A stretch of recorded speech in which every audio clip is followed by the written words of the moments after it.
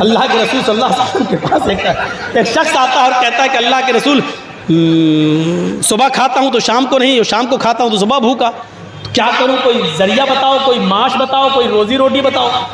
تو آپ نے کہا شادی ہو گئی؟ کہا نہیں۔ کہا اسی لیے تو خیر و برکت نہیں ہو رہی ہے، شادی کر۔ اپنے کھانے کی تو ہے نہیں۔ ارے تو تھوڑی کھلائے گا، اللہ کھلاتا ہے، شادی کر، ساری فکر دور۔ اس نوجوان نے شادی کر لی۔ شادی کی تو اس کے بعد میں وہ 15 دن کے بعد آیا۔ اللہ کے نبی نے کہا کیا ہوا؟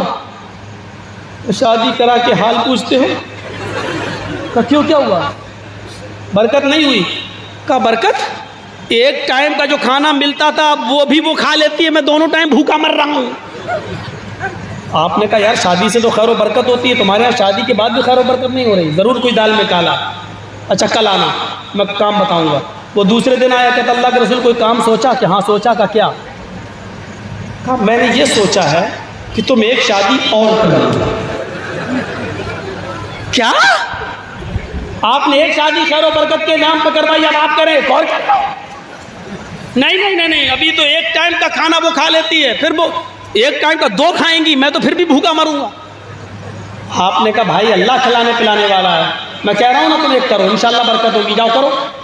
ٹھیک ہے آپ کہہ رہے ہیں تو کر لیتا ہوں۔ اس نے ایک اور کر لی۔ اب ایک ہی ہفتے میں چلا آیا۔ آپ نے کہا برکت ہوئی؟ چپ بیٹھو۔ آپ نے کہا ارے نوجوان کچھ پوچھ رہا ہوں۔ کیا؟ برکت ہوئی؟ برکت کر رہے ہیں، دل کی حرکت بند ہونے والی ہے، برکت کر رہے ہیں۔ ایک ٹائم کا کھانا دونوں نپٹا رہی ہیں۔ ابھی تو گھر میں سوتا تھا، اب گھر میں دونوں بھگا دیتی ہیں، جاؤ پہلے کچھ کما کے لاؤ، میرا گھر مجھے کو نہیں رہنے دیا جاتا۔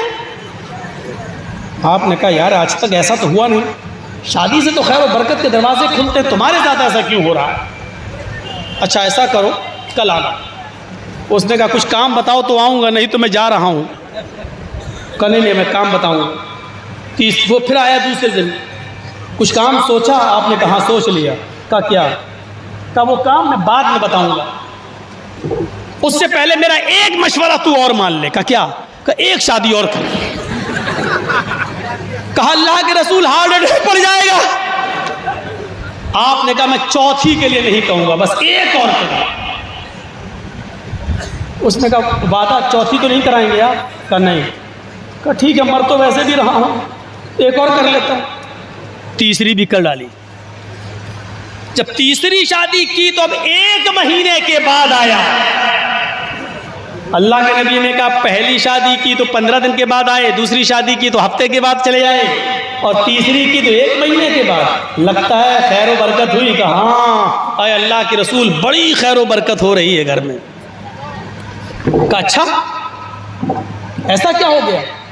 کہا اللہ کے نبی وہ تیسری عورت سے جو میں نے شادی کی ہے نا، وہ کھجور کے پتوں سے چٹائی بننا جانتی ہے، اور وہ 1 درہم روز کما لیتی ہے، پورے گھر کا خرچہ چل رہا تھا، اس نے یہی ہنر میری پہلی اور دوسری بیوی کو بھی سکھا دیا۔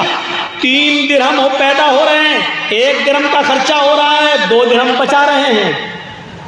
آپ نے کہا اور تم کیا کر رہے ہو؟ آرام سے بیٹھ کے بیوی کی کمائی کھا۔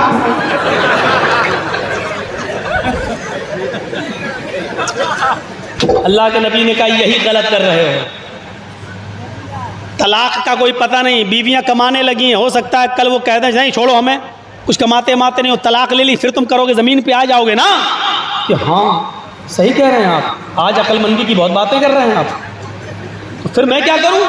کہا اپنی بیویوں سے تم بھی یہی کام سیکھ لو، اگر رہتی ہیں گھر میں تو 4 درہم کی انکم ہوگی، اگر جاتی ہیں تو کم سے کم اپنا پیٹ تو پال سکتے ہو۔